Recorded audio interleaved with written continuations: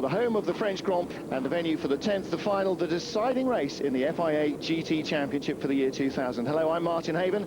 I'm delighted to say, alongside me in the booth and helping out with his words of wisdom and rather sad jokes, Andrew Gilbert, Scott. Andrew, there was a little threat of rain in the Met forecast a couple of days ago for Sunday, but I can't see any coming from the cloudless sky we've got here today. No, it really is all day. It's nice, and it's not exactly hot, but it's just fantastic for the drivers. Perfect conditions. So all in all, probably a little bit less exciting in the spinning and the fracas situation, but should be for a stunning race.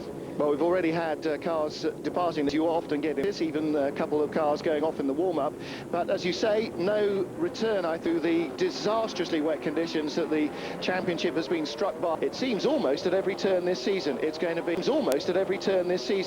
be beautiful crisp conditions for this 11 o'clock start to the race, and this allows the drivers in the championship contending positions, which are Lister pair Julian Bailey and Jamie Campbell-Walter, and the Viper driver Mike Hazemans, a good chance to actually fight this out man-to-man. The two Listers dominating practice on the front row of the grid. The Car Sport Holland car of Mike Hazemans and his partner this weekend, Tom Coronel, already a winning combination from Austria. They start third. And the way that the mathematics works, well, basically, if the Listers finish first and second, then Hazemans has lost the championship.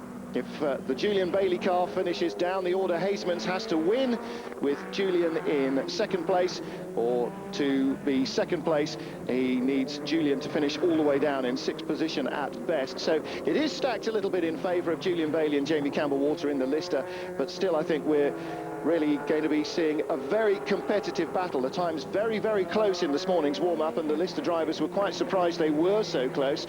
In qualifying, the top 7 cars covered by a second, and we're looking here at pictures on board one of the NGT cars. This is the, well, essentially field for GT3R Porsches, although there are a couple of Ferrari 360 Modenas there as well, and that is the second element of this two-class racing series. Now, the championship there already tied up by Christophe Bouchou, who's had just a blinding season in his Labre competition car. And Bouchou, former Works Mercedes prototype driver, or sports car driver in the GT1 category a couple of years ago. And at Le Mans, he has dominated that. They've been the fastest car from the word go, and the opposition have really struggled, I think, to stay on terms. Well, the cars being led round, not by the car that leads the championship, Andrew, but by the second Lister, which has been, actually was the only original car, as Lawrence Pierce was telling us yesterday, the Lister boss, entered in the championship. The Julian Bailey and Jamie Campbell-Walter one is one that Lawrence is paying for himself, essentially, with the Newcastle United raft of sponsors that backs his British championship efforts. And having won the 4 races at the beginning of the season, Lawrence felt that it was perhaps a little churlish then to withdraw the Julian Bailey and Jamie Campbell-Walter entry. But leading the field round is the 15 car, which is driven by Nicholas Springer and Philippe Favre. And they have only used one of their 2 sets of tyres in qualifying, so they've got a brand new set of tyres to use for the start of the race. Andrew, does that mean that they're going to have a big advantage, do you think? Well, no, it appears that the tyre degradation, as if I can say it, actually isn't too bad here, so I don't think it will make so much difference. But the interesting thing is, obviously, with Philippe Favre starting at the front, he's obviously not in with the championship hope, but he's there to sort of spoil the party. So it'll be very interesting. Having tried to find out, I had a good chat with him this morning. Obviously, he's not going to say too much, but it will depend on the position of Jamie, who is apparently starting, as to how he'll probably play the race. So he'll either be trying to hold up or bunch up everybody, but it could be quite interesting. Anyway, all will be revealed very shortly. So the safety car pulls off. The field 2x2 formation being controlled by the driver starting the number 15 car. And they wait for the green light, away they go, and immediately it's the Car Sport Holland machine looking for a move. He pulls out and gets past Julian Bailey, or in fact Jamie Campbell-Walter, who we believe is a last-minute change in to starting the car. And so the Listers already being split by the orange Viper, and this is very important. One of the Belmondo cars has gone off. That's the number 12 machine, and Boris de Richebourg, Vincent Voss sharing that. Now, the 3 Belmondo Vipers were right behind the top 3 in qualifying. They were 4th, 5th and 6th on the grid, and I wonder whether that means the race directors will now, with him off on lap 1 in the first corner, effectively look for a safety car situation and restart the race afresh. They have the ability to do that. A race lap hasn't been completed, so effectively they could say the race hasn't started. And Julian Bailey getting down on the run down to the first couple of corners, getting ahead of his teammates. So Julian Bailey and Jamie Campbell-Walter leading, the Ferraro 550 Maranello at the side of the road, stationary. Oh dear, well, we were expecting drama perhaps later on in the race as we got towards the conclusion. Obviously we can't even get away from the starting line without dramas and crises. We'll have to wait for word from the organisers to see whether or not they're going to restart the race or whether they'll allow it to continue with yellow flags out there at the first corner. It's a left-right sequence as they come over the start line. Julian Bailey, Jamie Campbell-Walter's car now coming down to the final corner. This circuit, of course, so familiar to Grand Prix racing fans as the French Grand Prix home. And there's no sign of a yellow or a red flag at the starter's gantry. Yellow waved flags now as they come towards the first left-right sweep. So a fairly breathless start, but Julian Bailey's done what he needed, really, to get ahead of Tom Coronel's car. Well, further back in the NGT field, you just saw them coming across the line a moment or two ago. A big three-way battle just behind the top half dozen. Very fraught. This is not Julian Bailey, this is Jamie Campbell-Walter, as we were told, a late change to the starting lineup. Julian was supposed to start, as was Tom Coronel, in the Car Sport Holland machine. As you could see from the onboard there, Jamie Campbell-Walter definitely the wheel of the Lister, and we think Mike Hazeman's the driver with the championship challenge in the second machine on the race and in the points. 4.5 points separate them. 4 points separate victory from second place. So as you can see, if this is the result at the end, then the Lister wins. But even if it's reversed without any other interloping cars, the Lister drivers will still win by half a point. And Andrew, we were talking to Julian earlier on, and he was saying, you know, they were going to try and run their own race, but it was important for them to be on the front row of the grid and to be in a position to dictate the pace. And that looks as though it's exactly the way it's happened. They were hoping that the Nicolas Springer Philippe Favre car would allow them in on the run down to the first couple of corners into the lead, and then hopefully block the Car Sport machine. But still, Jamie's able to lead the race and do it at his own pace. Yeah, I would expect Philippe to try and get in there and again try and actually act as a buffer. But peering out of the window, I can definitely see Tom Coronel down in the pit lane. So it is definitely Heisman who's driving the car with Jamie. So a lot of gamesmanship going on. It was, I think, literally they were standing outside the cars, both of them, and just hopped in the last minute. Obviously, it's the first time. Julian's always started this year, so perhaps they just feel it was trying to upset the rhythm that the opposition would know, so as to just take away perhaps any of their thoughts of how they were going to play it. Well, I think so. It's certainly a little bit, it seems as though there might have been a little bit of gamesmanship going on there to just rattle them a little bit and make them second guess what the strategy was. And maybe the race strategy might play a part here as well, because the 3-hour race normally divided into 3 equal segments of around an hour, but there is possibly the chance that we may see one of the teams just making a single stop as opposed to the normal 2. We'll have to wait for the race to develop to find that out. 13 laps into the final race in the FIA GT Championship. We're looking here at Philippe Favre in the second of the Lister Storms. Not a championship contender, but certainly a lever perhaps in the battle. Chasing Peter Cox in the Car Sport Holland Viper, but not the one that's got the championship contending driver Mike Hazeman's as part of its lineup. So we're looking here at the 2 supplementary cars, which each of the teams were hoping would somehow play a part in the lead battle, having their own battle to try and get back into a position to be able to do so. Exactly. Well, I spoke to Peter earlier on, and he wasn't familiar with the car. He just turned up to to do this race, and he was saying to me that this morning he was very quick, he's very happy, and he feels that now he's got the pace, and it will be interesting. He's also fairly well known for being an aggressive driver in the touring cars. Dear. That sort of he takes no prisoners, I think, is fair enough. So it will be interesting. He's out there to spoil the party again. So when Philippe catches up again, when he overtakes these the slower cars, it should be quite an interesting battle.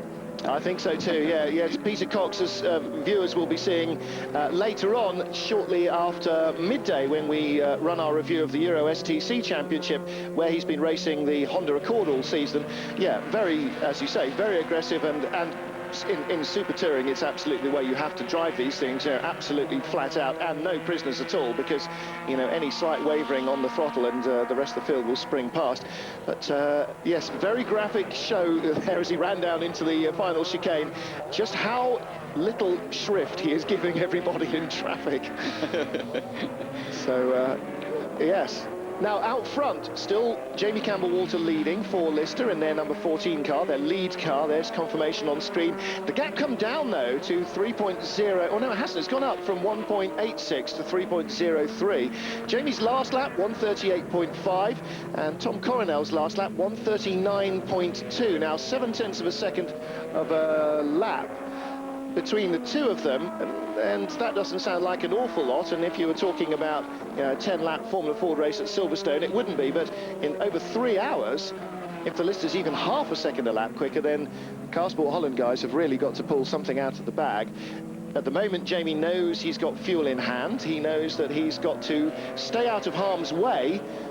And, well, Tom Coronel, maybe he's just trying to run an endurance race, which is race at the pace you know you can survive no matter what anybody else is doing. Because if you chase the front runners, I mean, this is a classic Porsche tactic. If you chase the hare, then you ruin your own race, because at the end you're going to be running out of fuel or running into having to slow down problems. So, you run your own pace, and I think maybe that's what the Car Sport Holland car in second place has settled down to doing at the moment. Yeah, but obviously Tom's not actually in the car at the moment, so he'll be waiting there. So it'll be interesting. I'm not absolutely sure how much the difference of the pace between the two drivers will be, but like I say, it may just be that if they can try and... Obviously the fuel is a factor, so if they can try and be sensible with the fuel at this stage, and maybe that's what they feel they'll be able to use. Maybe Tom will be able to just squeeze a bit more out if he's got that fuel. So that will be an interesting factor, but of course he's got to be in the part. He's got to be able to be close enough to be able to get involved. And, if he's going to lose, like you said, a few tenths a lap, that'll add up to far too much, probably, to be able to claw back later on. Yeah, there's no point in having 20 litres of fuel left at the end of the race if you're a lap behind. So, yes, it is a balancing act. And, they've had a reasonable amount of practice here. It hasn't been interrupted by rain. Conditions have been reasonably stable, so they should have a fairly good handle on what fuel economy they're getting around here. And if they haven't, then I think they are a little bit in trouble.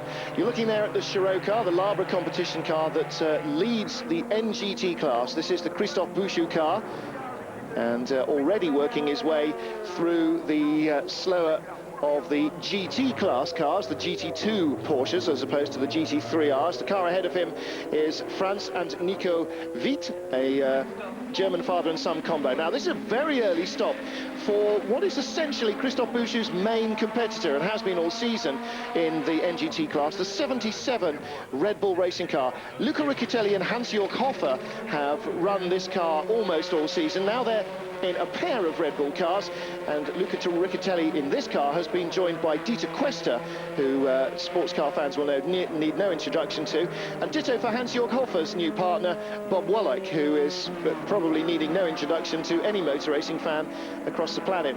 Bouchou still out front, though, by a substantial margin. His co-driver will be Patrice Gousselard, and they have not yet stopped. They're currently running in 8th place overall, and that looks about to go up to 7th place overall as they catch the Veith GT2 Porsche that's running a little bit ahead of them on the road. In fact, just a few seconds, 1, 2, about 3 seconds as they cross the line, according to my counting out of the window. So race leader Jamie Campbell-Walter, Julian Bailey in the pits, and as you said at the beginning of the race, this is a complete change around. They've never done this so far in to my recollection, actually, I don't think they ever started Jamie in the British GT series last year when they were partners either. Jamie was always coming out of the pits after the stop, which is a one-stop race in the British series, and with either Jeff Lister, who we spoke to earlier, or Magnus Wallander in their GT1 Porsche bearing down on him, inevitably, and Tim Sugden in the MK McLaren that he'd taken over, charging hard up into 3rd place. So I don't think that Jamie's ever started the race, and if they're going to have to do 3 stints, then I would think with 17 laps in, maybe in another 5 laps or so, Jamie might be thinking of coming in and giving Julian a sort of substantial middle stint and then getting in at the end. I really don't know what the plan would be, and I think part of that also means that for Lawrence Pierce and the Lister crew, means that Mike Hazemans and the Car Sport Holland team also have no idea what's going on. Now, further back, I think we just saw a glimpse of a move by Favre on Cox. Let's see if we can see it further back. I think Cox was behind the Lister there. They came out of the corner. We're looking just ahead of them on the road at Marc Duez, the third place car. But if the director would just hold the shot, yes, he did. Has, yes. So Philippe Favre got up into fourth place ahead of Peter Cox. Now that's an interesting change, because if he can then latch onto the back of Marc Duez, he may well be able to do the same thing and then get back up into third place. Well, it's interesting also looking at the first two are doing around about the 141 mark, and the third cars are doing a 138.5 and then a 39.2. So it could well be that that front end is joined by a bigger party. They're catching up quite considerably. Well, you can see the queue of cars here that the number 11 car is... Philippe has done it again. Now that's very interesting. Well, it was interesting because I was speaking to Philippe, and he was saying that the difference between the two cars was the fact that he likes the front end softer. He actually has it so it's got a more dip, more dive, and so it has a bit more bite, supposedly, on turn in. Well, maybe that's just catching him out a little bit there. Maybe the car is, you know, because obviously the weight transfer onto the front. Because with it to happen twice, we don't twice think there was any pointed it around the nose. I know Julian's got a stiffer front end, and presumably, well, it obviously would help it to stop doing that. It's a more anti-dive built into the suspension. Yeah. Very interesting. Well, if we can find a way of answering that question, we will certainly try and do so as somebody goes off right outside our window. That's the number 7 Proton Porsche, another father and son combination. Christian, the son, and Gerald Reed, his father. And we saw that, in fact, this is the car that we saw no prisoners being taken with by Peter Cox earlier on in this particular series of corners. But I think fire underneath there too.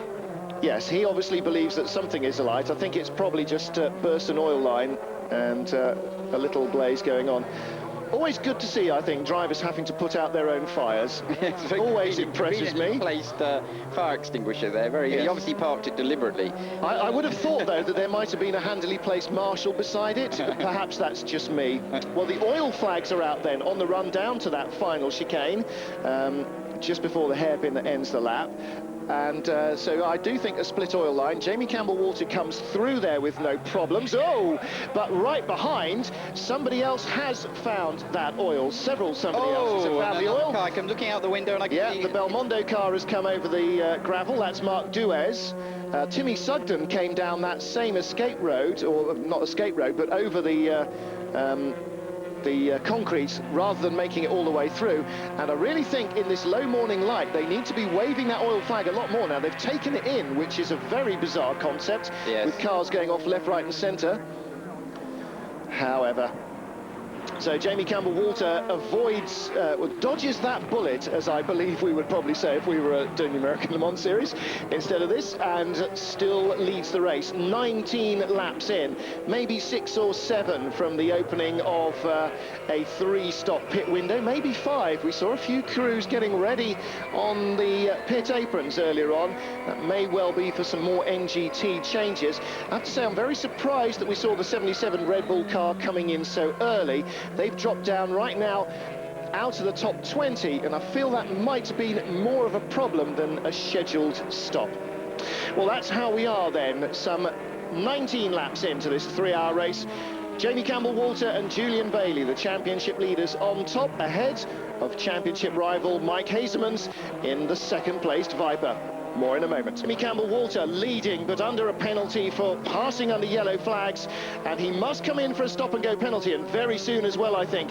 His and Julian Bailey, his teammates, championship rivals. Well, championship rival Mike Hazemans has now bailed out of the number 25 Car Sport Holland car, Viper, and they came in 5th position. They have done their scheduled fuel stop, handed over to Tom Coronel. Lawrence Pierce storms under our window to the head of the pit lane, right where the man is at the scrutineering bay, the FIA scrutineering bay, ready with the stop-and-go board. Now, I don't know whether it will be literally stop and go, or whether it'll be a 10-second. It is going to be a 10-second penalty, the screens are confirming to us. So Jamie Campbell-Walter will have to come into the pits from the race lead. That means Marc Duez will be out front. Peter Cox in the second car sport car will be in second, ahead of Philippe Favre in the second Lister. Hazeman's being shown in 5th place. That's how he was before he came in, and he has now dropped, or he will drop down the order when he comes round this time, because he has been in the pits and handed over to Tom Coronel. So those were the standings at the end of the last complete lap, which was the one on which Mike Hasemans came in to hand over to Coronel. As I was mentioning earlier on, we will try and cover as many aspects of the race as we can between myself and Andrew Gilbert-Scott here while we're on air live for the greater part of the duration. But if you want to ask us anything, if you want to make any comments, or perhaps pick us up on poor car recognition or just dull things that I've said, then feel free to email us. If you go to, if you want to send us an email, it'll be motorsports, all one word, at eurosport.com, and we should be able to pick it up here, hopefully, assuming that my low-tech Jamie's laptop just gone works. past the window again, so he still hasn't come in the pit lane. I should think he's maybe he's got one more lap, but he could be very dangerously near. I should imagine actually getting a further penalty for not having it carried out. Well, I have to say, I wonder how many laps the FIA GT regulations allow for, because certainly in Formula 1 you get 3 laps and then you're black flagged off the course completely. Lawrence Pierce is down there, and it may be our windows are sort of built up right to the edge with solid commentary booth walls, so we can't actually see where Lawrence is because he's not standing right in our line of view. It may be that he is having a bit of a remonstrate at the moment, and until that is sorted, Jamie won't come in. But I think once the penalty has been notified, then the clock starts running effectively, and Jamie will need to do something about it. So we saw him one minor off-track excursion earlier on when he got caught out down into the final chicane, but obviously also passing a slower car, that would have been, rather than a pass on a direct competitor and under yellow flags. So that is why he's been given this 10-second penalty, and the clock's still running. I think we were at lap 24 when he was given the penalty. We've now done 28, and he's on lap 29. So again, every time he comes down through the final series of corners, which we can see out of our window here, and which you will see him do on the monitors, we look for him to peel over sharp left. Here he comes again, down the hill, through the left-hand element, into the pit lane this time, so he will come in for his stop-and-go penalty now, right under us. And don't forget, as I mentioned earlier, I am sure that they will not be allowed to fuel the car. There's Lawrence Pierce on the extreme left of the picture, headset, talking to Jamie, talking him through this, keeping him calm. Well, this is the problem, actually keeping calm, because obviously Jamie now feels it's a terrible time. When you're out on the circuit, you can concentrate, you're getting on with your job, you've got your rhythm going. But now, of course, this has upset everybody. This will upset his rhythm, so he's got to get out there and just settle down again, make no stupid mistakes to get out there. The car's obviously going very quickly. It's just upsetting the rhythm, and it will be interesting to see how he can settle back down. Critical, of course, not to just dump the clutch and light up the rear wheels and leave the pit lane faster than you're allowed to. And that is so much of a potential problem. The Lister team have seen other drivers do it during the course of the year, and they're going to be very determined not to give away a championship by something as silly as that themselves. So Marc Duez now, 29 laps into this race, our race leader.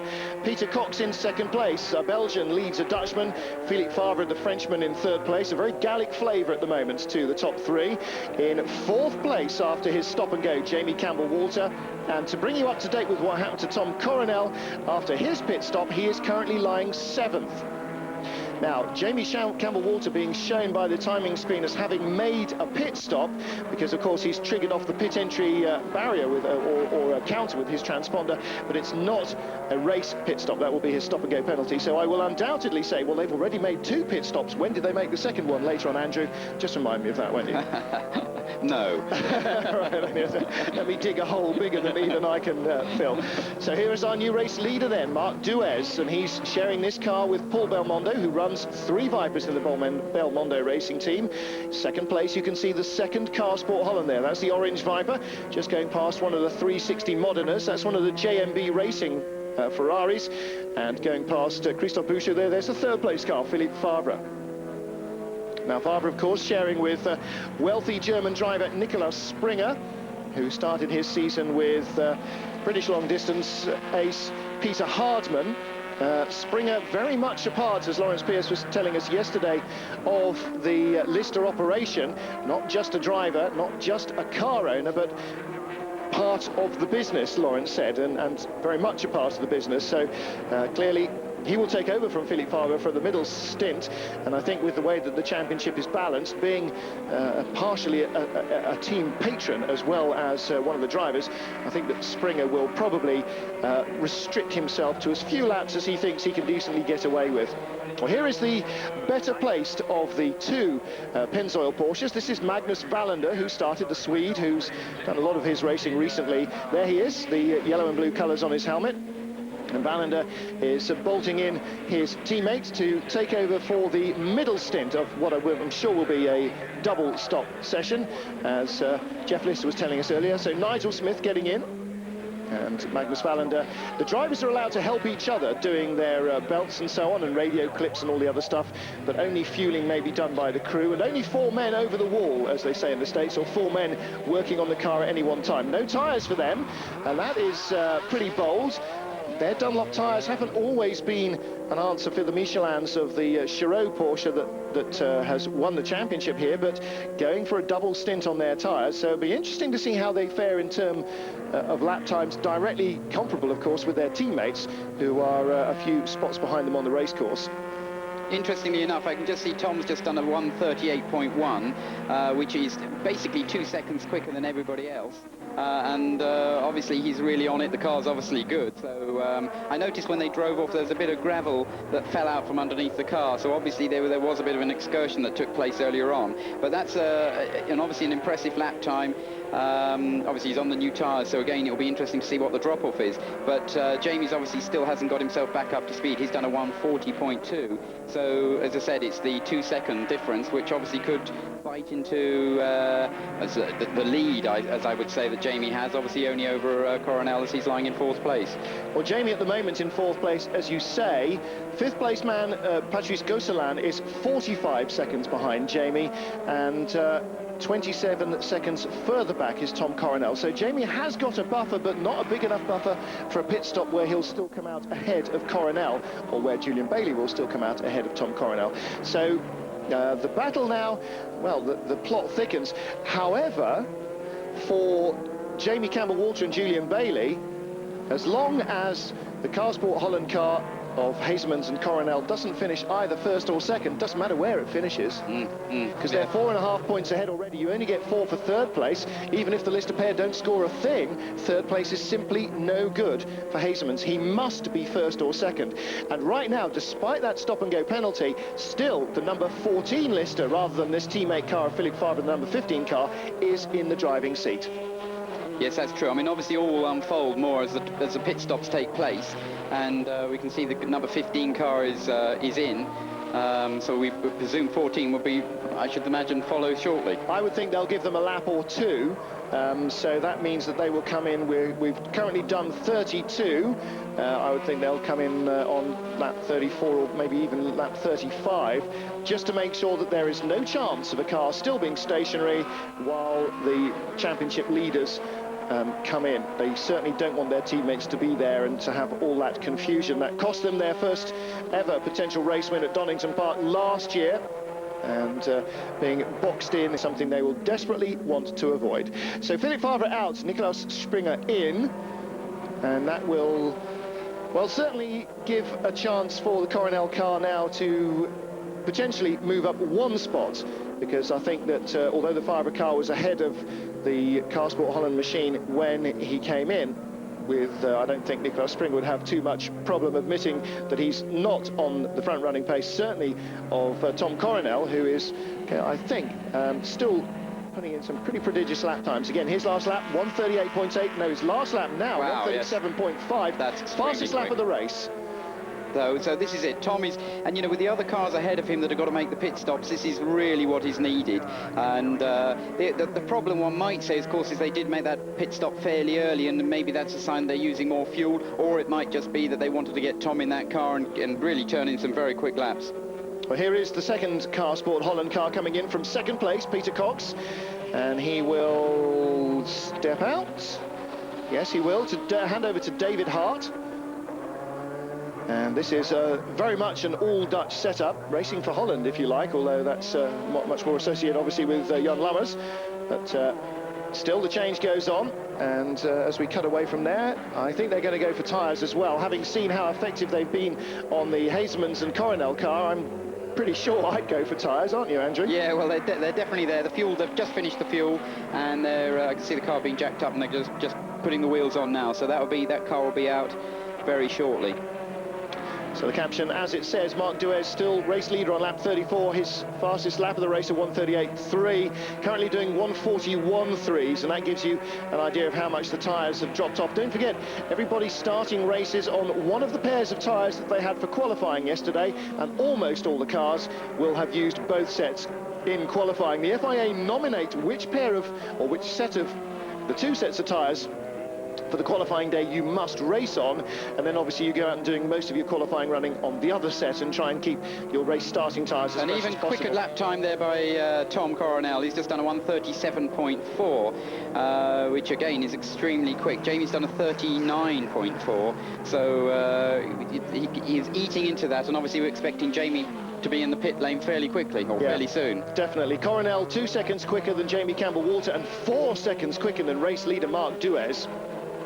Now behind Marc Duez, the second place car as was, the Hart car as it is now, David Hart at the wheel, has stopped, so he won't be second anymore. Jamie Campbell-Walter is up to second as he comes across the line, 18.8 seconds behind Marc Duez. His last lap 1:40.2, and Tom Coronel still in the 1:37s. You're looking here at race leader Marc Duez, and with 34 laps, he's now on lap 35. He must be due to come in pretty soon, I would think. Yes, I would expect so. Probably, I would say the next lap he's likely to come in. It must be the fuel would be at that stage. Get Julian in. We're 55 minutes, 56 minutes, nearly 57 minutes into the race, and so the race leader and the championship leader should be due to stop any moment now.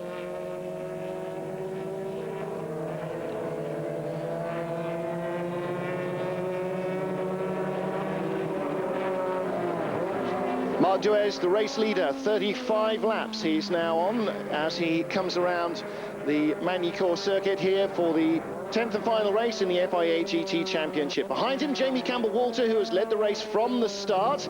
Despite having a 10-second stop-and-go penalty, he has worked his way back up into second place, largely as a result of most of the other Vipers and the second lister in the GT category having stopped. Just Marc Duez, Jamie Campbell-Walter, and the man who's now in third place in the Belmondo car, Claude-Yves Gosselin, yet to stop from the leaders. So the championship contenders, Mike Hazemans and Tom Coronel, have stopped as Duez comes to a halt. He will receive service from the Belmondo crew. No, he Jamie's not out in the pit. and Belmondo gets in, so Campbell-Walter now reasserts himself as the race leader. Now, Julian Bailey did say yesterday that they had a pretty large fuel window. Interesting. Well, I think they've got a set of fuel patio doors. They're able to extend it so long. And was that the Favre car getting going again from near stationary? Well, we cut back to Jamie Campbell-Walter.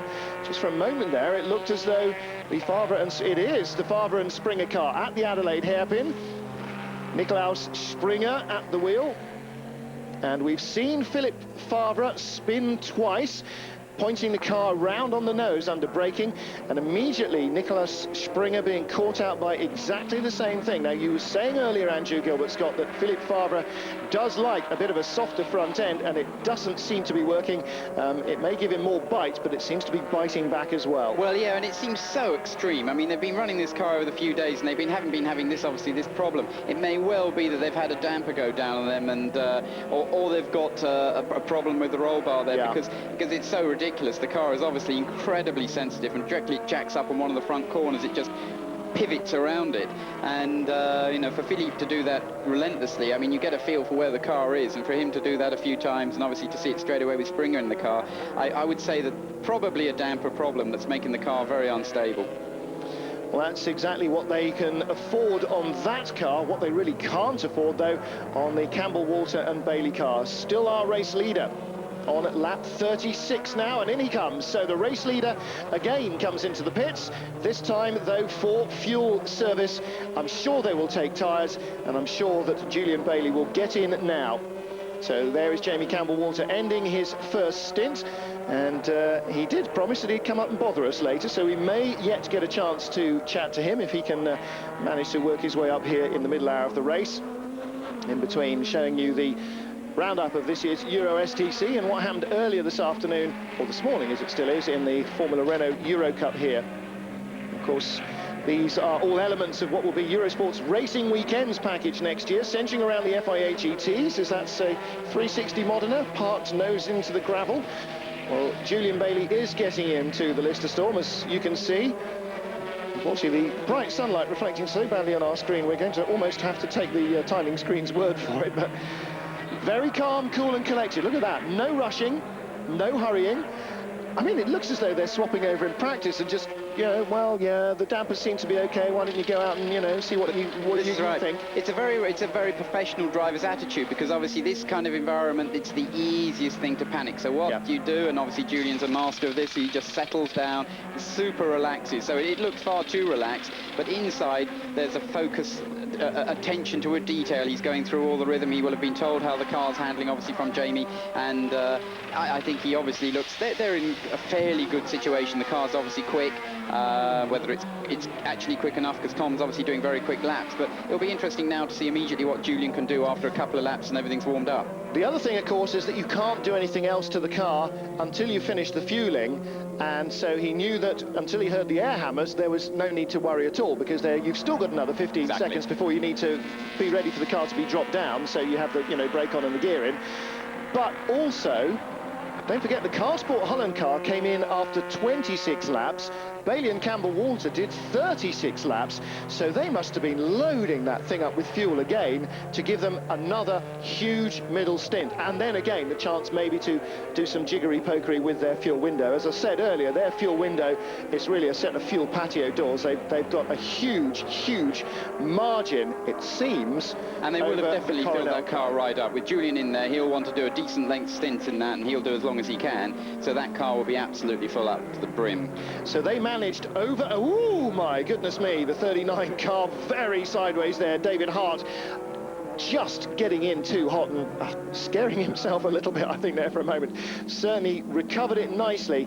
Let's see how he can recover his composure. He's under pressure from Paul Belmondo from behind. This is for what is now second place, because Tom Coronel is the race leader in the 25 Car Sport Holland car as this comes across the line. In fact, it's for third, because Julian Bailey came back out in second place. Now, despite that long stop, no, he's now being shown dropping down the order. That's right, he hasn't come across the line. So he's not, in fact, second. But here he comes. So he is, in fact, behind this battle in fourth place. And knowing that they can run at least an hour, whereas the Car Sport Holland rivals the number 25 car, well, they did 26 laps, which was about 45, 48 minutes. Yeah, so it looks like they're probably going to have to do a splash and dash at the end. Yeah. You know, that depending on obviously whether there's any particular fracas in between now and then, but that it looks highly likely that they're going to have to do that or lean the car right off. But it'll be hard for them to actually probably find that much fuel. So obviously the lap times Tom is doing, he's not saving fuel, but certainly doesn't appear to be. He's actually maybe using the fuel that was saved earlier on, but the lap times are very quick, and of course he's where he wants to be, which is leading. He is indeed, and his last lap 140.1, so some way off his fastest when he had the best of the tyres. Even that was pretty much 10 laps ago, and that's when they really give of their best in the first 10 laps. But Julian Bailey, well, he's only just come out of the pits. This will be our chance as he comes across the line in about half a minute to see his sort of first sortie out onto the track. The other leaders, though, pretty much all in the 140s.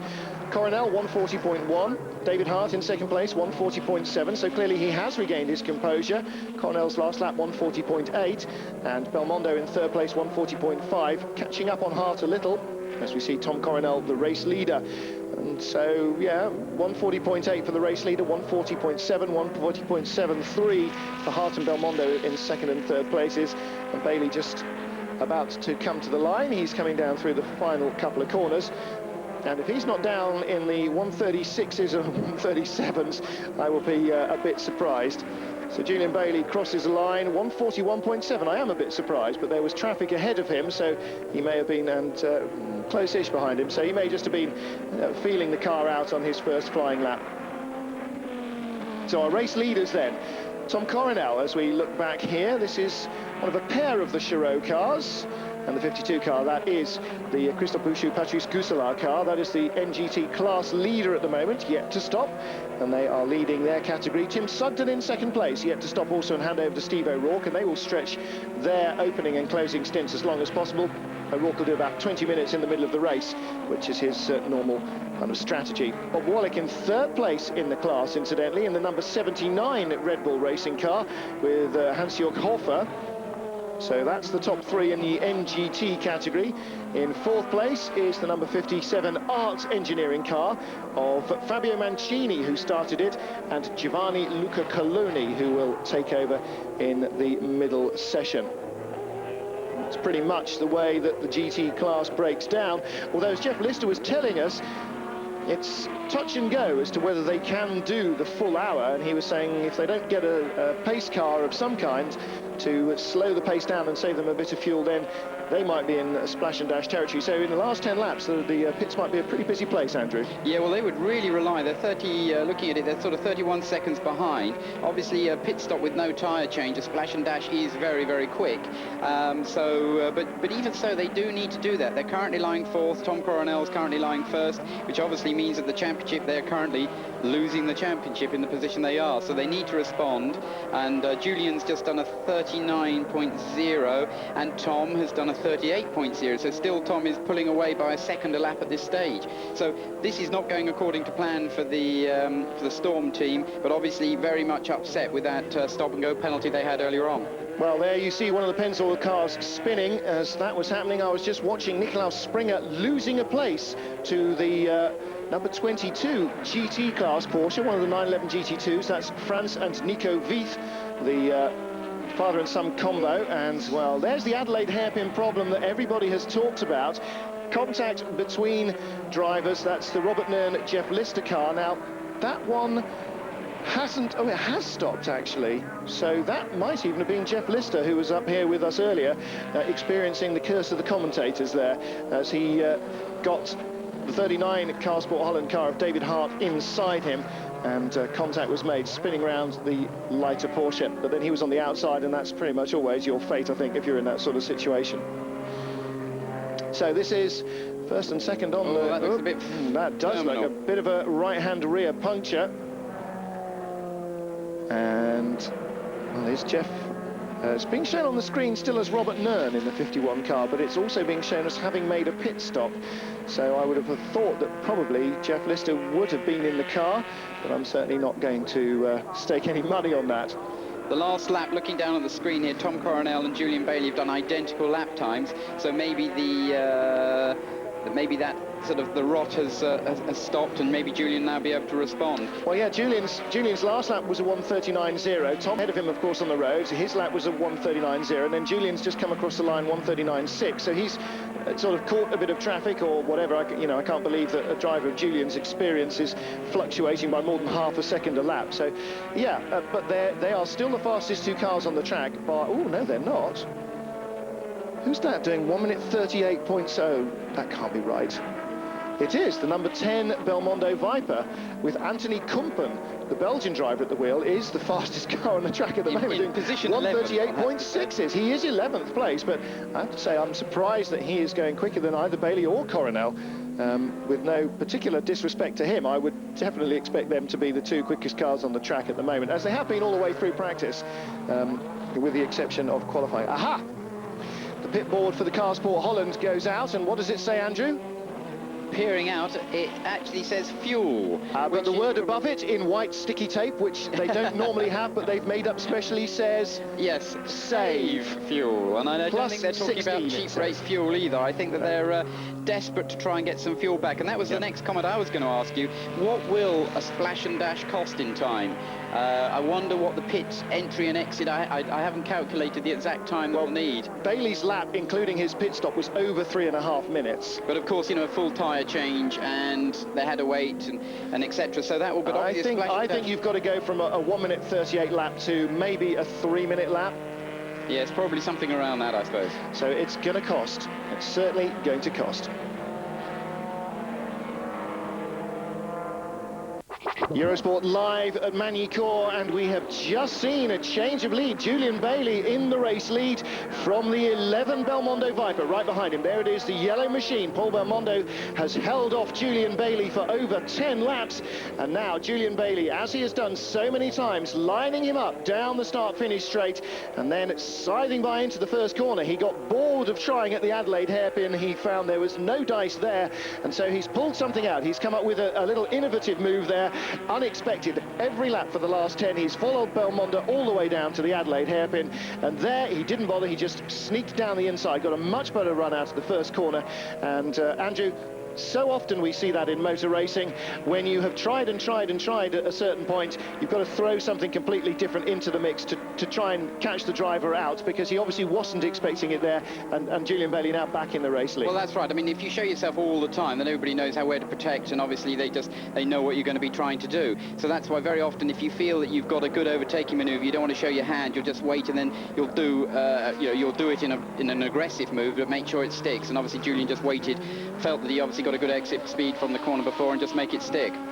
Well, when Julian Bailey took over the car from Jamie Campbell-Walter, because they'd had a 10-second stop-and-go penalty for passing under yellow flags, they were down in 4th place. And Julian, when he came back out after his pit stop, was behind David Hart in the second of the Car Sport Holland cars. Their rivals, Mike Hazemans and Tom Coronel, have since then made a pit stop. Tom Coronel got out of the car, Mike Hazemans is back in, and they stayed on their 26 laps on a tank of fuel schedule. Bear in mind that Bailey and Campbell-Walter did 36 on their first tank of fuel, which was clearly very, very full indeed.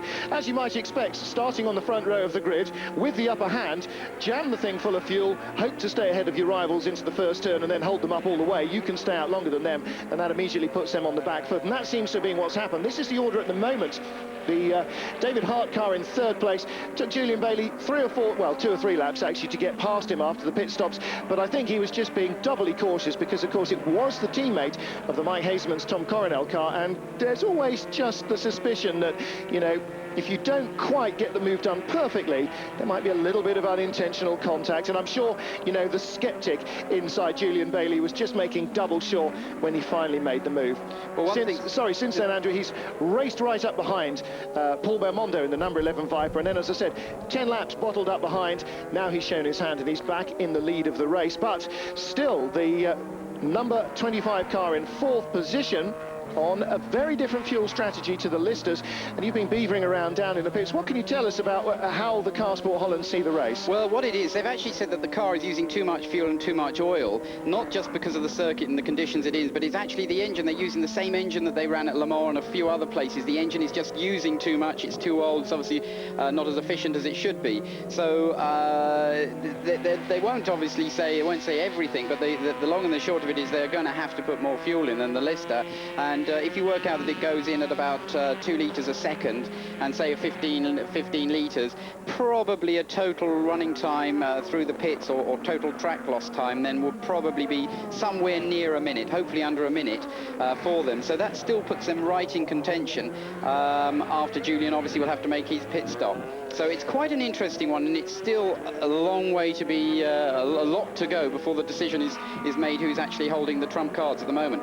Well, there you go. That partially at least answers one of the email questions we've had in from the Lowick family, who I'm not quite sure where they're sitting in front of the TV, but they're sitting in front of the TV. Welcome to Eurosport's GT coverage. They wanted to know what the situation was with fuel with the Lister versus the Vipers. Now, I've just been doing a little bit of slide rule arithmetic, and anybody who knows me knows that this is not to be trusted at all.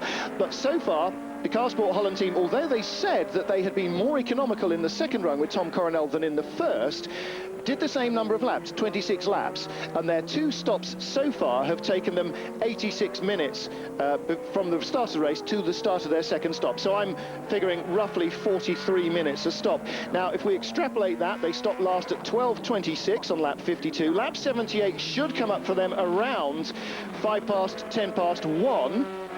And that leaves them with another 45 minutes even in the car, still coming up 5 or 10 minutes short on a 2-stop, 3-section of the race strategy.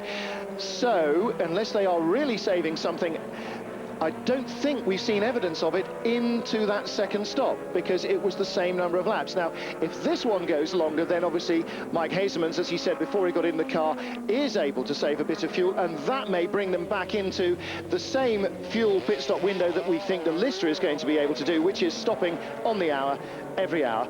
Into the equation here, we have to put the Belmondo Viper, car number 11, which Paul Belmondo is at the wheel of at the moment, but which Marc Duez started so capably. They're in third place, second place, only just come out of the race. Leaders Julian Bailey's got past them, and they stopped the lap before the Bailey and Campbell-Walter Lister Storm. Now, that means that they are pretty much on the same fuel schedule as well. It's no use to Mike Hazelmans if another Viper wins the race, but we've been talking about the Drivers' Championship.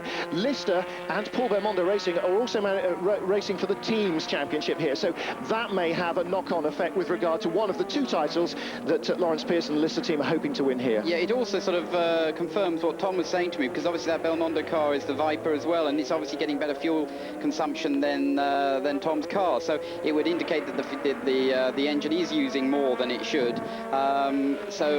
You know, there's this other interesting factor bubbling along down there, or underneath the surface. There's a certain discussion going on about whether the Bailey car was too late coming in for its original stop-go penalty that it had for overtaking under yellow flags, and there is a discussion obviously as to what will happen. The team apparently are either protesting or trying to protest, and obviously we'll try and keep you up to date with that as it develops. Well, I was just talking to Jürgen Barth, one of the race directors, on the walkie-talkie during the ad break, and he was saying that in Formula One, we're used to the situation where as soon as it's flashed up on the TV screen, which goes around the globe as well as down the paddock, the penalty is law, and then you have your 3 laps to come in. Because this is let's say, much less wealthy and extravagant category than Formula One, not everybody will necessarily have a pit lane monitor, and so that system is not used. The penalty only starts counting down from when Lawrence Pierce signed the piece of paper that the stewards brought him saying, you have been penalised for this, and from then the 3 laps started. Now, if they put it up on the monitors when they make the decision, but then they have to leg it right down to the far end of the pits, and maybe this is another good reason why Lawrence is always at the far end of the pits, then it gives him a little bit of time in lieu. Now, the Car Sport Holland guys have obviously seen the penalty and have, well, I don't know, either counted differently to the way that the Lister team counted, or have decided that they will try a protest anyway and see what happens. After all, there's nothing to lose. You know, it's a few quid to lodge a protest, but it may have they may be a actually big trying dividend. to clarify the situation and see how they're actually going to define it. I think the discussions are obviously taking place as we talk, so hopefully a decision will be finalised, shall we say, very shortly, and then we'll actually know, because obviously it'll have a huge effect on the race, which at the moment is in the balance. Indeed it is. Jamie Campbell-Walter led the opening going for Lister, led for about an hour and 2 or 3 minutes, including a stop-and-go penalty, as we mentioned earlier, for stopping under yellow flags. And David Hart is in the gravel in the car that's in 4th place. That's the second of the Car Sport Holland machines, the number 39 car. Bailey took over the race-leading car at just after the 1 hour mark, and I imagine he'll give it back to Jamie Campbell-Walter in something like maybe 8 or 10 minutes, because that'll then take them sort of 2 hours and 5 minutes or so into the race, and that's pretty much where I expect them to change. But at the moment, Julian Bailey 1 minute 41.3, Mike Hazelmans 1:39.4, and Tom Coronel setting very quick times in that Viper, despite the fact that he was being asked to save fuel and believed he was. Mike Hazelmans also at the moment going quicker than Julian Bailey. He's in the 1:39s as opposed to Julian Bailey, who's in the mid-1:41s, which is nearly a 2-second a lap difference. How can you save fuel and go quicker? Come on, you know all about this stuff. Well, it actually gets to the point where when you try and save a certain amount of fuel, you just cannot do it. It does it. You can't. You need to go around the corners as quickly as possible. Should we say that? Because that's fairly obvious. Because you're not going to use much fuel. That takes as much speed into the corner. Try not to put on the throttle that hard. But there is a limit. There is. You just. Other than going ridiculously slowly, you cannot squeeze that much fuel. Mapping, they obviously could try and map the cars so as to just try and lean it off as much as possible. Then you have the danger of blowing the engine up. So there is very little, and obviously the lap times they're doing, they consider they have to do. Any slower than that, and they're not going to be in with a fight anyway. The Adelaide hairpin catches out the 58 Freisinger Motorsport car of Nikolai Fomenko and Alex Vasilev. Not sure which of the Russian drivers is in the car at the moment, because I can't be bothered to go to the bottom of the second timing screen. It was... oh, I've lost him. Oh, Fomenko. OK, so there you go. But the Adelaide hairpin has caught out a lot of people. Again, one of the questions that we wanted to know beforehand was about this car, Nikolaus Springer, in the number 15 Lister Storm, the second Lister. We've seen it pivot around the front end, well, twice here and once somewhere else with Philippe Fabre. There, I think he was just having an extremist braking moment because there was a car on the racing line, but we surmise that there might have been some damage, maybe to a shock absorber or something. You've got some more information about that as well. Yeah, I went down there, and apparently very earlier on there was a bit of contact with one of the slower cars, and it actually, the steering now is no longer straight. Now that also may have meant that in the contact that took place, obviously something has bent, but it may have damaged the pickup point for the damper or something as well. So the car, probably the corner weights are not equal, which means that when you brake, the car will dip down onto the lighter corner, which obviously makes the car very unstable, and as we've seen, it's rotated quite a few times, and obviously very difficult to drive. Despite that, they have moved up into 5th position as the David Hart car continues to slide down the order. Now, this is 25. It's the sister car. Mike Hazeman's in 2nd place. And the Belmondo car, number 11, not in the shot. Now, is that... yes, it's just saying 2 on its pit stop, so we didn't notice it come under our window, but it has come into the pits for its second fuel stop, and that is just before the hour, which means that Belmondo either didn't need to be or wasn't able to be as fuel efficient as Marc Duez was in the first stop, because he did make it, I think, pretty much exactly an hour before he had to come in. Whatever, the Belmondo car in the pits, out of 2nd place. So Bailey leads now from Hazeman's. That's no good for Mike Hazeman's. Needs to be at least the other way round. And there goes the 11 car. Talk of the devil, and he will appear. Now, we haven't mentioned Robert Nern, so I'm not and Jeff Lister's car for a while. I'm not quite sure what Jeff Lister's doing here then. That'll be because I imagine we saw the car going out of the race. Andrew, if you want to hand over your headset, he's not looking very happy, is he? Look, he hasn't got his racing overalls on like he had before. He's got his team shirt and trousers on. We saw the car pulling off at the side of the road. Tell us what happened. Yeah, it just seemed to get T-boned at the Adelaide hairpin there. Braked, turned in, I heard a lock-up and got clouted on the rear right quarter of the car by one of the, I'm not sure which one. It was the David Hart Viper, in fact, and then we saw you pulling over, and it looked, from what we could see the rear arch flapping around, so presumably you broke or lost a wheel. Or... Yeah, that's where he made contact with the car, and I think the rear wheel on my car was bent slightly. During the show, if you want to ask us questions, motorsports@eurosport.com is the email address. Osama Lawand, he said, "Hi, I'm a first-time watcher of these races. I own a Porsche 911 Turbo. I'm more than happy with its performance. Why are the Porsches so slow?" Well, in your category, in the NGT category, your race car doesn't have a turbo, so clearly it's not in the same performance league as the GT class cars, but the older GT2 Porsche, I think the answer really is it's just that. It's old now, isn't it? Particularly even compared to the newer GT3Rs. Yeah, the difference really is from 96, the Porsche Turbo was since then, things like the Vipers, Corvettes, Listers have moved on, and the Porsche 911 hasn't. It was at the end of its development as the 993, and Porsche simply haven't come up with a 996 Turbo yet to compete with the Vipers and Corvettes. So it just hasn't been developed over the last 4 or 5 years. And you do have a couple of teams like Rook and Conrad that are still trying to, Freisinger, who's here, trying to squeeze as much as they can out of the car, but they get to the point where they squeeze too much and the cars become unreliable.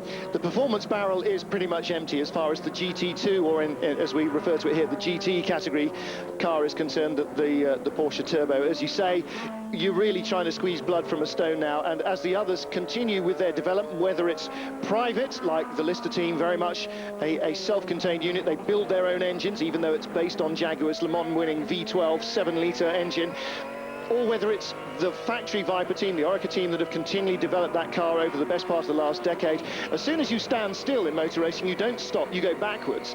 And as you say, the GT3R is the current customer Porsche racer, and it's pretty much wiped the floor with everything that used to be in the small category, both here in the FIA series and at home in Britain. Nothing else in the GTO class in the British GT Championship even comes close. Yeah, I was speaking with Porsche the other week. They haven't got any immediate plans to come back either.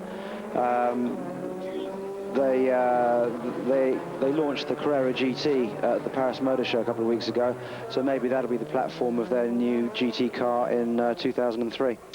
2 minutes past the hour, according to my very dodgy digital stopwatch, and Julian Bailey comes down the pit road with the Lister Storm. Now, coming in from the race lead, he was 28.5 seconds ahead of Mike Hasemans, and that means that when Jamie Campbell-Walter gets back behind the wheel, as he will do now, he will probably rejoin the race in second place. I don't think, in all fairness, that Anthony Kumpen in the number 10 Belmondo Viper, who still has to make his second stop, will be much of a problem for Jamie. Now, we saw this onboard shot earlier. Julian was in the seats then. Jamie was leaning in the door, as I said earlier, like they were on a test day.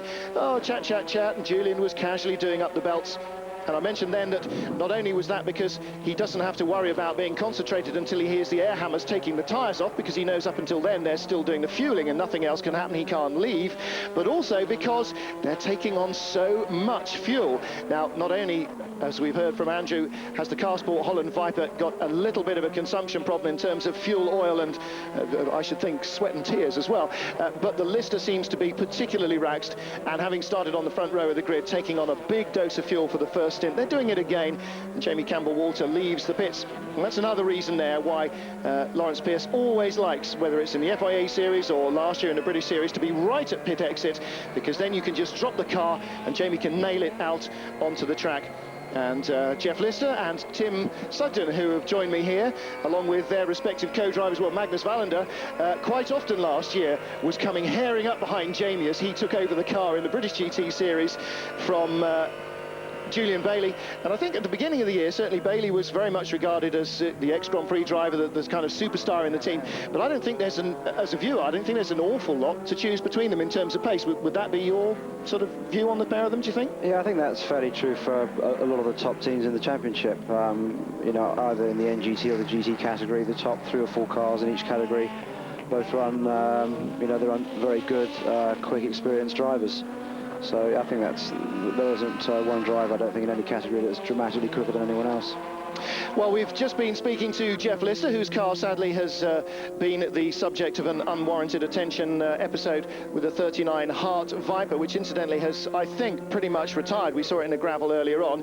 Also got a chance now to, if Jeff can do the headset shuffle, to chat to another of the British representatives in the NGT class, because we saw Tim Sugden's car pulling off in billowing clouds of smoke earlier on, Tim, when we were away watching the highlights of the Euro STC. So clearly the EMI MK Porsche, you just handed it over, I think, to Steve, hadn't you? So that must have come as a pleasant surprise to poor old Steve.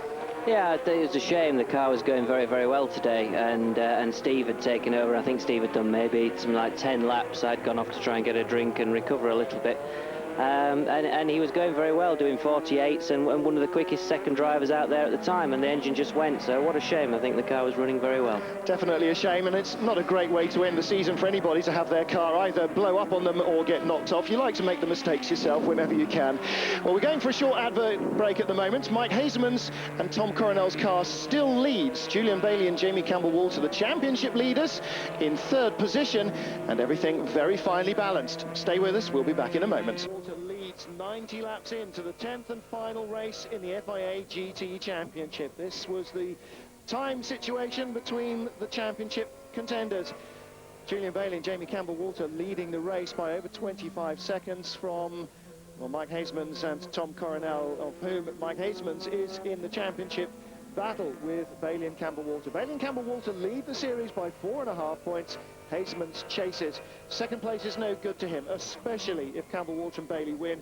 Hasemans has to go all out for victory. We're into the final stages of the race. The Lister has no more fuel stops to make, and we believe that the Car Sport Holland car, the Orange Viper, has also no more stops to make, and that means it's a run to the flag. Tom Coronel on board the Mike Hasemans car for the final stint. Jamie Campbell-Walter's last lap, 1:39.4. Coronel's last, 1:38.5. He's catching him at a second a lap. He's some 25 seconds behind. We've got just over half an hour to go. At that rate of closure, it may not be enough, but it's going to be pretty close. If Coronel can keep up that pace and keep up that rate of closing down Jamie Campbell-Walter, then he will be close enough at least to be in with a shouting distance of a challenge. Well, Jamie's best lap, 1:37, currently doing 1:40.3 to Coronel's 1:38.1 last time across the line. The gap closed from 25 point something, 23.4, and so Coronel, as Jamie Campbell-Walter hits a little bit of traffic, and seems to be just a traffic problem, doesn't seem to be anything wrong with the Lister Storm. Coronel closing down now. 2 laps ago it was a 26-second gap, now 23.5. Now Jamie will know what the gap is. He'll be being told by the team, and I'm sure as they lead the championship, even finishing second, it'll be good enough to win it. Half a point, yes, but hey, I don't think that bothered Niki Lauda when he beat Alain Prost to the World Drivers' Crown by half a point.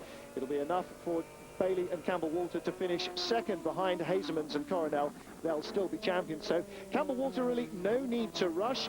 He's got 20-odd seconds in hand. No need to come into the pits, for fuel at least. And Coronel, well, we don't think he will need to stop as well. There's no point in him planning to make a stop and go, because they'll never win the championship. He has to run to the end as strong as he can, and it will be win or bust, basically, for them. They have to win or run out of fuel in the attempt. Second place clearly won't be enough. Now, getting back to some of our emails that we've been receiving earlier on, I just sent Andrew Gilbert-Scott off down to the pits to research what is going on with regards to the team strategy, and maybe he can bring us up to speed on that a moment or two ago.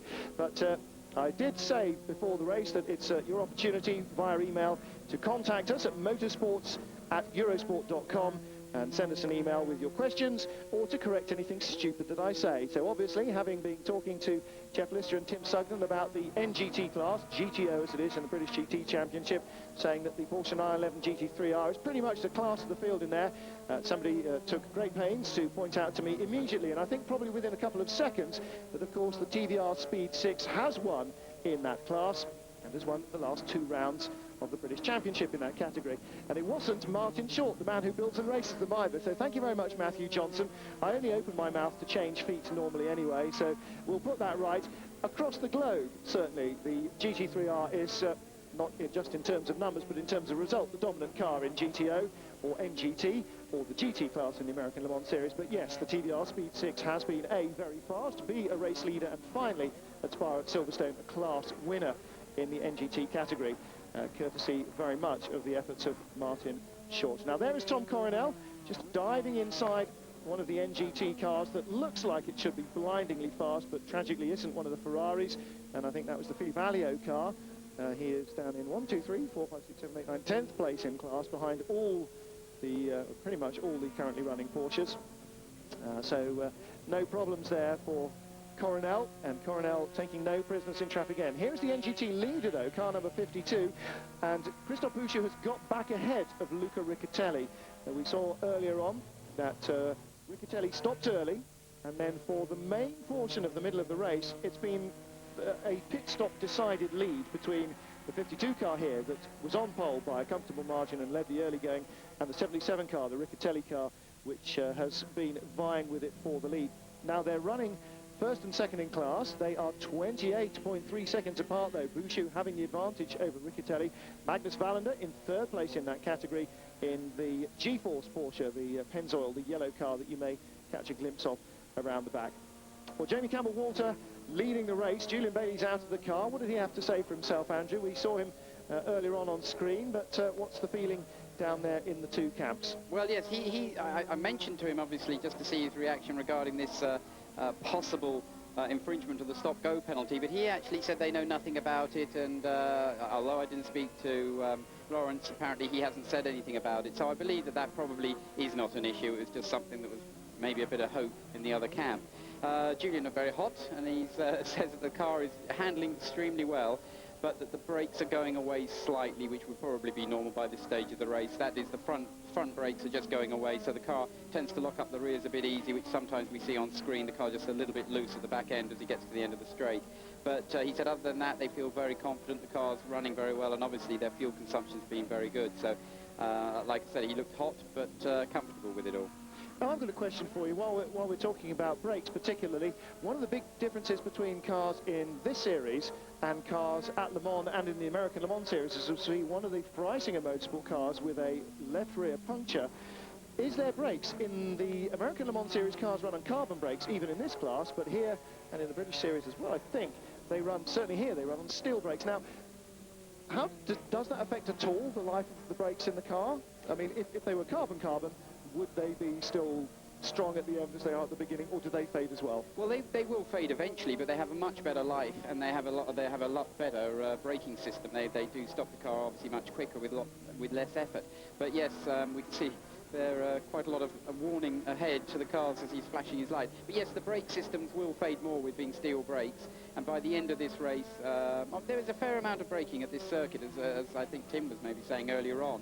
So it does wear the brakes, but it shouldn't be an issue as such. It's just a matter of either adjusting the brake bias front and rear, so as you put a bit more braking on the rear, or just obviously taking into account and braking that little bit earlier. But again, that would be quite normal. They wouldn't be over worried about it. It's just purely the driver's comment. An interesting point within the Lister is why the drivers get so hot. The exhaust system actually exits right beside the driver on the exit of the car. So it means that the exhaust system, obviously with a front engine car, the exhaust system's actually going underneath almost the knees of the car. And certainly Philippe Favre was saying to me that he burnt his feet driving earlier on in this year because they hadn't actually got sufficient baffling to take away the heat from it, and they've actually since obviously done that. But even so, with it being an aluminium car in there, it is extremely hot, and they are literally sitting, as it were, on a cooker underneath their legs. So it's even though it's a nice day today, not exactly burning hot, obviously it's extremely hot inside the car.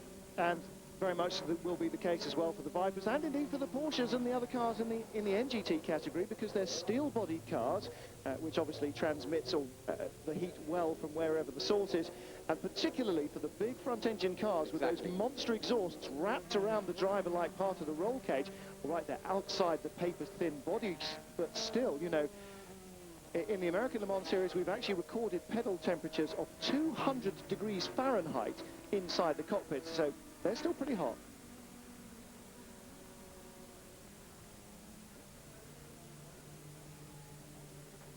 Jamie Campbell-Walter leading this race for Lister at Magny-Cours, the final race in the FIA GT Championship. Well, it's been a race of ups and downs for the Lister team as we watch the chasers in the championship. Tom Coronel driving Mike Antoine Hazeman's car. Mike, of course, the second driver of this machine, already been at the wheel and now handed over to Coronel for his second and final stint. And the Lister team, well, they started with a bang, 4 wins on the trot, straight out of the blocks for Jamie Campbell-Walter and Julian Bailey. And, well, you know, it could have been wrapped up as early as Hungary, maybe, but that's not what happened. They had problems with the car, they had problems with the weather and tyre decisions, and all sorts of other things seemed to throw a spanner consistently in the works. I think just when Lawrence Pierce figured that they might have a handle on it, it was all starting to go wrong. Come to the final race, to the final 15 minutes, and they're battling for the championship. They're in the lead, they're in the driving position at the moment. The 25 car can't win it from where it is, or by simply passing the race leaders. Now let's see if we can pick up some idea of what's going on in the Car Sport Holland team. Our cameras should be down in the garage there. Let's see what Mike Hazemans, the championship rival, has to say for himself. Tom is 20 seconds behind the Lister car. Do you think and he's flying, do you think he can catch him up? I think he can catch because he goes very fast. I had to do one stint lower gears to save some fuel, so now we can go to the end. So he's pushing very hard, it's going very quick, so I hope. Thank you, Mike. Okay. Mike Hazemans is exactly right. Tom Coronel is going very quick. Now bear in mind that Jamie Campbell-Walter is lapping 2 seconds a lap or so off the speeds that he and Julian Bailey were regularly doing earlier on. He's just dipping into the 1 minute 40, well, not dipping into, just into the 1 minute 40s, 140.1, 140.3 on a pretty regular basis. Coronel is in the mid 137, so he's catching at 2 and 3 seconds a lap. Said that earlier on that the time was running out. He needs somebody else to come with him. He needs Marc Duez, who's third placed at the moment in the number 11 Belmondo Viper, to be right with him. And when they get to Jamie, for both of them to go by, for Coronel to win the race with Mike Hazelmans, and for Jamie Campbell-Walter and Julian Bailey to be forced down into third place. Now, right now, that doesn't look likely, because Duez, the third place car, is 30 seconds plus behind Coronel, and he's actually lapping slower than Campbell-Walter. So right now, Coronel, for Hazelmans, who we just heard from in the pits, is doing everything he can, and all he can do is reel in the race leader and pass him. But they must know now that they have to pray for a problem with the Lister, and that, I have to say, is not beyond the bounds of possibility. He's certainly trying incredibly hard anyway, because you know, he's giving it all, and that was quite a perhaps a risky overtaking manoeuvre there, but back Martobus, he's got nothing to lose. But on the other hand, let's not forget, we constantly focus on the championship, which of course what everybody's fought for through the year, but they'll still be extremely keen to just win this race. And they're looking at the screen here, he's 12.2 seconds behind. He has been, he's only just less than a second quicker that last lap. But with time remaining, it could be a sort of grandstand finish to this race between the two of them. It could be very much a grandstand finish to this race, and as you said, Andrew, really in the end, nothing to lose. They can't win it from second, not with Bailey and Campbell-Walter ahead of them, so they have to win the race or get ahead of the Lister. And there, the number 14 Lister, yes, okay, moment of worry. Now, that might be very important, though. We know the car had contact earlier with a slower car when Philip Favre was at the wheel. We believe that's what caused his first spin, and that's had a knock-on effect. There's so often innocuous-looking little touches do have. The car is basically a spinning top at the moment. As you can see, that's right outside our window. We're right behind that yellow flag waving in the first floor of the grandstands there, and he's right in front of us. The ground shakes as he drives off again, and again, spinning around the front end. They've got some problem at the front end, some handling malady, probably. Well, the steering wheel we know has been knocked out of line. It probably means the rack's been shifted so it turns more severely in one direction than the other. Okay, the drivers are trying to get used to that, but still, when you're pushing this hard, you know, it's just not that hard to get caught out, is it? No, and Tom, looking at the screen again, it's now down from 12 seconds down to 10.6, so another couple of seconds taken off that, and yeah, it's looking fairly exciting. And obviously the difference is Tom is going to take all the risks, whereas Jamie, of course, should be extremely sensible and try not to take any risks.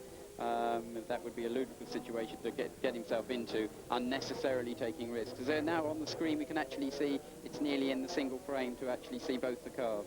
And the other thing that I noticed that was interesting when we were saying down at the Adelaide hairpin here, Jamie Campbell-Walter coming towards us, of course, is that the Philip Favre car, number 15, is just ahead of him. Of course, Campbell-Walter will be able to pass him easily because he's his teammate. I say no more. But it is just possible.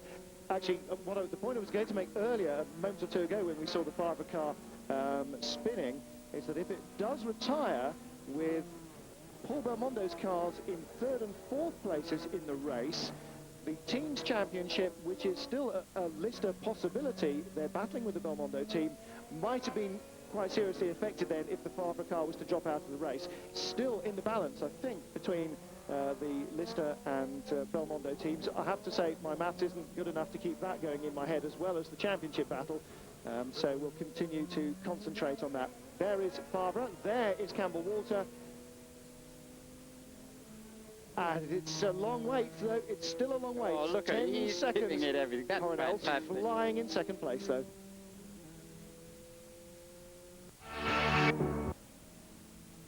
Well, Tom Coronel passes Philippe Favre and the Lister team, I think, probably being very gentlemanly about this. They see the effort that's being put in by Hazelmans and Coronel to chase them all the way to the line. Bailey out of the car, having done his middle stint. First, I think, for him in this pairings history, Bailey and Campbell-Walter. Campbell-Walter normally does the middle. We've got just a fraction under 6 minutes left to go. 6 seconds between first and second place last time round. In fact, it was 4.4 last time round. And so Tom Coronel still closing the gap. And look at that. Jamie Campbell-Walter going past the number 50 car of Magnus Wallander and Nigel Smith, one of the other NGT class runners. We always thought that this was going to end like this. It looked that it could actually end on the wire. Obviously, as you said, Jamie's obviously in a championship winning position, even if he finishes second. But fantastic to see after everything settled down within just over the 6 minutes, it's actually coming right down to the wire, which it looked like it could have done. 10 races ending in the final 5 minutes here at Magny-Cours with a bang, not a whimper, and that's a fantastic testament to the grit and determination shown by the team of the Car Sport Holland Viper and also of the Lister car. And Magnus Wallander, I think it probably is at the wheel of the yellow car there, moving as smartly out of the way of the Viper as he could. He knows what's going on as well. He knows an orange car behind him means a championship contender, and he's not going to get in the way. And so, now look at this. Jamie Campbell-Walter, well, how much cat and mouse is he playing? I don't think he's going as quickly as he can. 141.7 his last lap. 139.0 was Coronel, so 2.7 seconds quicker on that last lap. And the last time at the line, they were 1.6 seconds apart. They're not that now, Andrew. They're not half that apart. Jamie is going to grandstand this all the way to the finish. But Coronel, well, I don't think you want to let him get too close, Jamie. No, and I think Jamie will be quite keen to try and, if he's going to let him he's obviously going to have to let him pass looking at the sheer pace. He wants to choose his moment and not let Tom try and dictate when he wants to have a huge stab or lunge down the inside, which could be seen to be a fair but rather aggressive manoeuvre. So he might be wise not to try and get himself involved, get pulled into this battle. It would be nice for Lister to win their 5th round of the championship. They would then have won half of all the races going. But as you say, there's no point in making Coronel work for it so hard that he has to try something desperate, because that would be the worst of all scenarios for Lawrence Pierce. The Lister team had the disappointment a fortnight ago of losing the British GT Championship title at the last race. They weren't in the title lead there, but Coronel has gone off. Coronel, testament there to just how hard he's pushing. Campbell-Walter picked up the pace by 2 seconds on the last lap, and I'm sure by a bit more then. Coronel, well, I said earlier on it was win or crash for them. It didn't make any difference either way. A long, long, long way out of the gravel traps. He's still going, but that's it. The championship is over. The race is over. Coronel back on track, but Jamie Campbell-Walter now will be a long way ahead. It's very dark under the Lister awning, but that's not the mood. That's just the shade. I think you can quite clearly imagine just how relieved that it was the second of the 2 lead cars and not the first of the 2 lead cars that tasted the gravel there. Julian Bailey and Lawrence Pierce are. Jamie Campbell-Walter there, still with the headlights on. What does the clock say now? 3 minutes and 42 seconds to the end of this race. And that equates to about a lap and 3/4. So he'll come past this time, and he'll have to make probably, I think, another 2 laps. And then it will be 106 laps race distance inside the 3 hours, and that will, I don't think that will even remotely be enough for Tom Coronel to get back in contact. Now Jamie Campbell-Walter really can stroke it around, and I'm sure Lawrence Pierce will be on the radio to say that the Dutch driver and the Dutch car have gone off. I think he will have even seen that. Probably he'll have concentrated on that corner, come out onto the straight and had a glance in the mirror and just wondered where it had gone. 2 seconds before it had been right behind him, and then suddenly it's gone. So he'll have realised, and then the radio would have blurted it through. So he can just cruise home now. Not a huge cloud of dust behind him, but he may well even have seen that hanging over the tyre walls, as you say, as he glanced in the mirror. You know, it's got a driving mirror, but these things shake so much you may as well be looking through the window of a blender, quite honestly. But as you say, he will know that he's not got an orange car and the headlights blazing right behind him. And so it's pressure off. Jamie Campbell-Walter can now enjoy this moment, I think. Lister winners in GT1 and GT2 in the 1999 British GT Championship. Julian Bailey and Jamie Campbell-Walter winning the GT1 title together, and now the FIA GT crown. Well, they've certainly got one hand on the trophy. I never like to say these things until the fat lady sings, but the flag is just a couple of laps away. Coronel hasn't given up, has he? No, he's giving it everything still. But I think it proved the point we were saying. It was obvious anyway, but he was absolutely screwing everything he could out of that car, and it just... well, I think probably a little bit of lack of downforce as he went into that quick right-hander, and it just caught him out. But it was nice, like I said, it was fantastic to see that car being pushed that hard. He's been running in clear air for so long. As you say, it may just be that he was then so close to Jamie that actually he just didn't have the front-end grip that he hurled it through on the previous lap with. Whatever, Coronel now in second place still. Mark Duez in third, is still nearly half a minute behind. And Patrice Gosselin in fourth place. Claude-Yves Gosselin in fourth place for the Belmondo Viper team there. Third and fourth at the moment. Philipp Favre in fifth place. Wolfgang Kaufmann in sixth position in the Freisinger Motorsport Porsche. And just 2 spots behind him in eighth place, leading the NGT class, Christophe Bouchou from Luca Riccatelli. And those two separated by almost an entire minute. So Bouchou again will be driving away from his rival all the way to the flag. Well, a minute to go now. So the end of this lap and one more, I think, Andrew, to the checkered flag. Jamie Campbell-Walter will be being very cautious indeed with all of these slower cars. Doesn't matter how slow they are and how much you would normally throw your car past them in this sort of situation, no chances taken at all. Well, no, and also by this stage, usually a fair bit of contact has happened through all the cars. So very often they're losing their mirrors. They don't even have either they don't have any of the mirror or the glass has fallen off. So, you know, have to be careful and not assume that anybody sees you. And yeah, the old expression of he'll be listening for every noise and every gear change. But by the sound of things and from what everybody said earlier on, the car is running extremely well. So just relax and just bring it home. With 17 seconds on the clock, it will soon be all over. Not soon enough, I think, for either Jamie Campbell-Walter or Lawrence Pierce or Julian Bailey, but about half an hour too early for Tom Coronel. He could really have done with all that chance to get back into the fray. So the clock has now reached 0, and that's it. Jamie Campbell-Walter is on his last lap. Now then, I don't know how this works. Let's see if we can see the flag stand. Look round the corner. Have they got the checkered flag ready? Yes, they have. The clock has run down. It's 105 laps, 106 laps completed. The checkered flag waves. Jamie Campbell-Walter, Julian Bailey and the Lister team win the race at Magny-Cours, and with it, the FIA GT Championship for the year 2000. Let's hear from the winning team boss. Our microphone is down there with Lawrence Pierce as Jamie Campbell-Walter starts to bask in the glory of this win.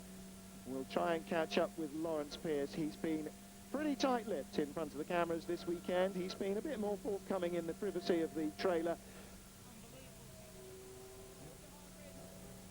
Unbelievable with the stop and go as well. Lawrence, world champion, difficult race. Jamie had a black flag. Sorry, a stop and go, but you're world champion now. You must be over the moon. Absolutely delighted.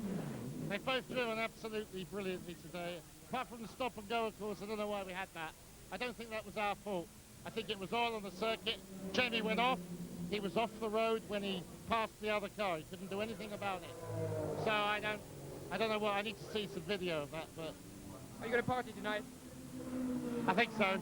What happened about the manufacturers? What's with that? I've got to check the points. I'm not sure, but well done. You're world champion driver. Thank you. Thank you. Lawrence Pierce asking the question that we need to sort out as well. I think that may have to be doing a bit of adding up later on. The result then, Jamie Campbell-Walter, Julian Bailey win the race, win the championship. Mike Hasemans, Tom Coronel come up in second place in both race and championship, but not for want of trying, and they've given us a great grandstanding finish to the end of this championship. Andrew, can't ask for much a better sports car race finish than that. No, I mean 14 seconds after 3 hours. I think that was, and with all the changes of strategies, the car obviously were running different type of strategies because of the fuel consumption problems. It was always going to be a tough one because Julian seemed very happy and Jamie seemed very happy with their car, and it did appear to have the pace as well. But of course, directly you had that stop-go penalty thrown into it. It really brought it alive, I think, because that was exactly the amount of time that needed to just bring it to the line as it was. Well, there are the two black and white cars. The Lister Storm nearest to the camera is the race winner. And Philipp Favre finishing in 5th place. The two Belmondo Vipers 3rd and 4th in the points. So the team's championship very finely balanced. It'll need some maths to work out who's won that one.